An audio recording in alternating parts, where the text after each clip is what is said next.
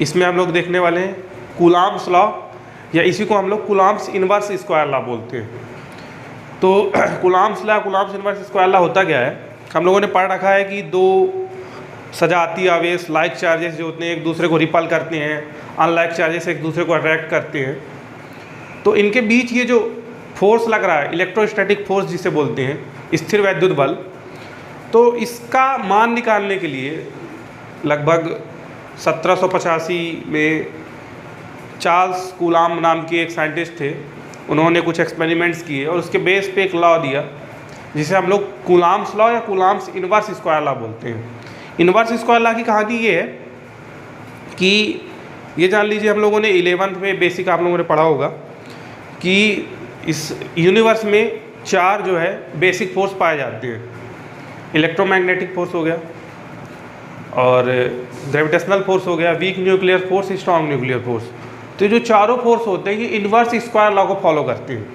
Inverse square law को follow करने का मतलब ये है कि हमने ग्रेविटेशनल फोर्स में ही पढ़ा था न्यूटन लॉ में, कि दोनों जो ऑब्जेक्ट हैं जिनके बीच हम लोग फोर्स कैलकुलेट कर रहे हैं, वो फोर्स उनके बीच की जो डिस्टेंस होती है उसके स्क्वायर के इन्वर्सली प्रोपोर्शनल होता है।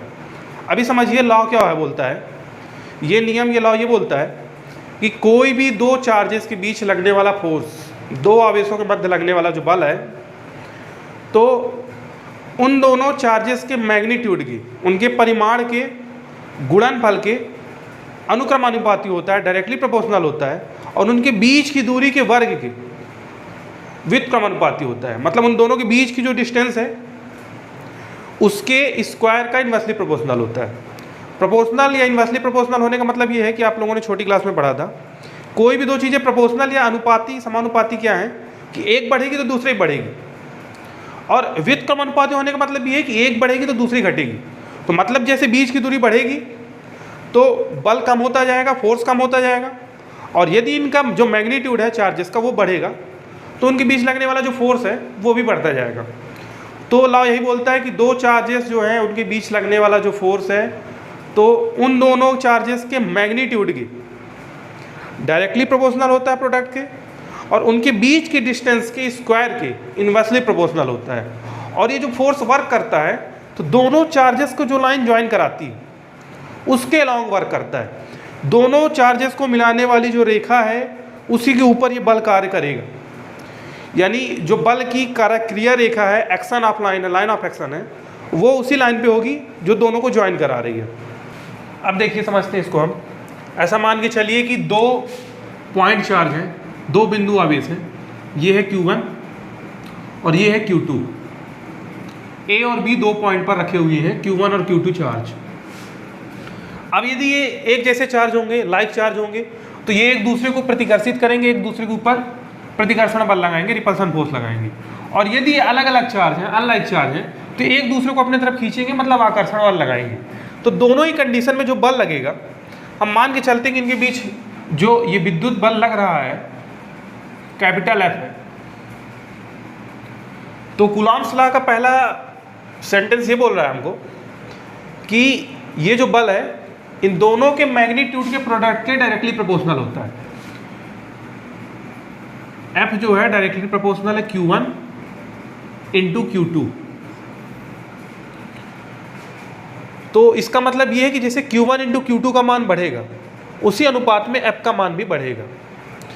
दूसरी लाइन क्या बोल रही है कि जो F है इनके बीच की डिस्टेंस, मान के चलते हम लोग इनके बीच की जो डिस्टेंस है वो R है, तो उसके स्क्वायर के इन्वर्सली प्रोपोर्शनल होता है। मतलब ये डायरेक्टली प्रोपोर्शनल होगा 1/r स्क्वायर की। तो जैसे जैसे r स्क्वायर का मान बढ़ेगा तो F का मान घटता जाएगा। अब यदि हम इन दोनों को एक साथ मिलाकर लिख दें तो ये क्या बन जाएगा हमारा, F is directly proportional to Q1 into Q2 upon r square. तो इसका मतलब ये है कि जैसे जैसे इस राशि का मान बढ़ेगा, ये क्वांटिटी बढ़ेगी तो F भी बढ़ेगी, और ये घटेगा तो F भी घटेगा। अब देखिए जब ये जो डायरेक्टली प्रोपोर्शनल का साइन है, समानुपाती का चिन्ह हम लोग हटाते हैं तो एक प्रोपोर्शनलिटी कांस्टेंट आता है, और वो कांस्टेंट हमें ये बताता है कि इसके बढ़ने से किस रेशियो में ये बढ़ेगा। तो हम मान के चलते हैं कि कांस्टेंट आ रहा है यहाँ पे प्रोपोर्शनलिटी कांस्टेंट के, तो ये हो जाएगा F इक्वल टू के into Q1 Q2 upon R square. अब ये जो प्रोपोर्शनलिटी कांस्टेंट होते हैं इनकी वैल्यू निकाली जाती है एक्सपेरिमेंट से। तो यदि ये जो दोनों चार्जेस हैं ये एयर या वैक्यूम में रखे हुए हैं, इनके बीच में एयर या वैक्यूम है, तो जो के की हमारी वैल्यू आती है वो होती है 1/4 पाई एप्सिलॉन नॉट। ये एप्सिलॉन नॉट भी एक नया कांस्टेंट है जिसे हम लोग एब्सोल्यूट परमिटिविटी ऑफ एयर बोलते हैं। एयर की एब्सोल्यूट परमिटिविटी को हम लोग एप्सिलॉन नॉट से प्रेजेंट करते हैं, और ये जो कांस्टेंट आया है ये एयर या वैक्यूम में वैल्यू होती है। तो अब हम लोग वैल्यू के की पुट करा देंगे ऊपर, तो F इक्वल टू हमारा आ जाएगा 1/4 pi epsilon not Q1 Q2 upon R square. तो ये वो फोर्स है जो Q1 और Q2 के बीच में, जब Q1 और Q2 एक दूसरे से R डिस्टेंस पर है, एयर या वैक्यूम में रखे हुए हैं, तो उनके बीच लगने वाली फोर्स की वैल्यू ये होगी।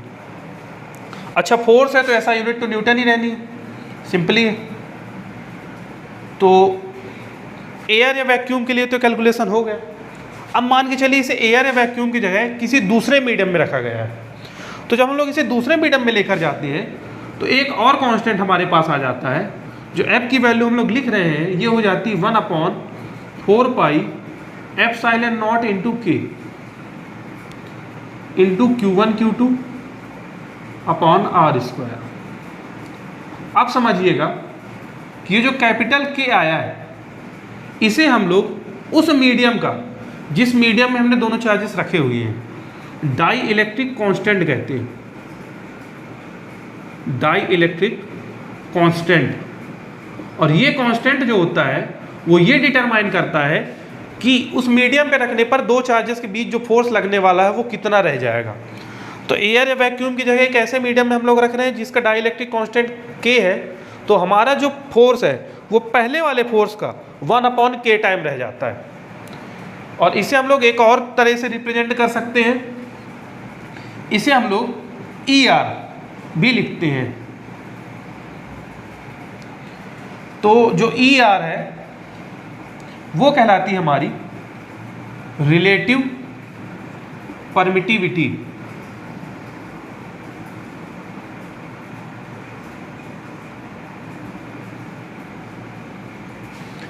ये दोनों एक ही चीज़ है। रिलेटिव परमिटिविटी हम लोग निकालते कैसे हैं? उस मीडियम की परमिटिविटी अपॉन जो हम लोगों ने एयर की परमिटिविटी ली हुई, ये होती है हमारी रिलेटिव परमिटिविटी। तो किसी मीडियम की जो एब्सोल्यूट परमिटिविटी है और एयर की परमिटिविटी का रेशियो उस मीडियम के लिए रिलेटिव परमिटिविटी कहलाता है। अब ये जो हम लोगों ने कांस्टेंट रखा था यहाँ पे 1/4 पाई एप्सिलॉन नॉट, इसकी भी एक वैल्यू होती है। ये वैल्यू भी आप लोग नोट डाउन कर लीजिए और याद रखिएगा।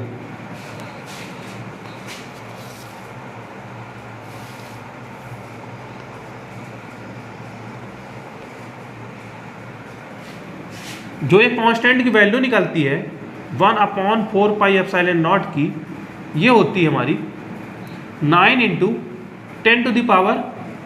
10⁹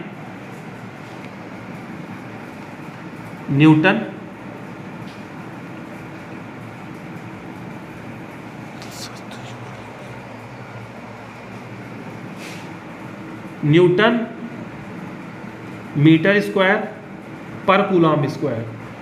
तो हमको ये वैल्यू भी याद रखनी है।